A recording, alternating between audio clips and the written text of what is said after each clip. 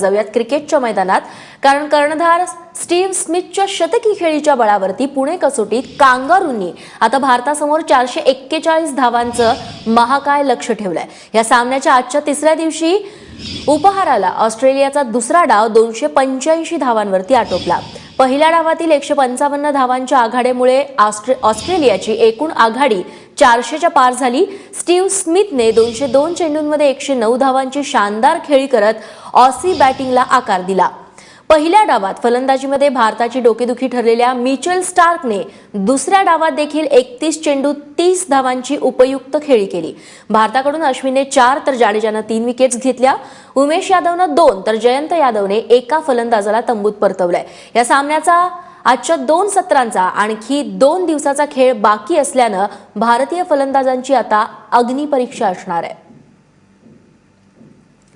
Cricket समीक्षक द्वारकानाथ संजगिरी आपल्यासोबत आहेत। संजगिरी सर, टफ फाईट आहे खरं तर, कांगारूंची बाजू जास्त जड आहे, काय करावं लागेल टीम इंडियाला? प्रश्नच नाही, तू जे म्हणालेस की अग्नी परीक्षा आहे आणि खरंच अग्नि परीक्षा आहे। आपल्याला निखाऱ्यावरून चालायचं आहे आणि निखाऱ्यावरून चालताना आपले पाय भाजणार नाहीत हे आपल्याला पाहायला पाहिजे। पहिल्या डावामध्ये आपण जो 105 धावात गुंडाळलं गेलो, थोडीफार इररिस्पॉन्सिबल बॅटिंग केली गेली आणि बेजबाबदार फटके मारले गेले, आपला नीट बचाव झाला नाही, तर त्या पद्धतीचं खेळ अवॉइड करायला पाहिजे।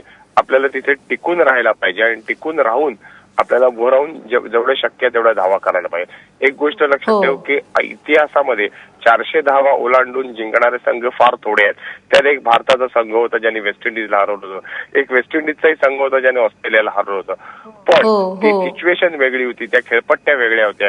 या खेळपट्टीवर पहिल्या दिवसापासून बॉल वळतोय, या खेळपट्टीवर चेंडू बाउन्स होत आहे आणि ऑस्ट्रेलियन क्षेत्ररक्षण आणि रचना ही आक्रमक असणार आहे, कारण त्यांच्या खात्यात आता 450 धावा आहेत। त्यांच्या स्पिनर्सने आपल्यावर वर्चस्व गाजवलेलं आणि त्यांच्याकडे स्टार्क आणि हॅझलवूड सारखा अतिशय चांगला वेगवान गोलंदाज आहे।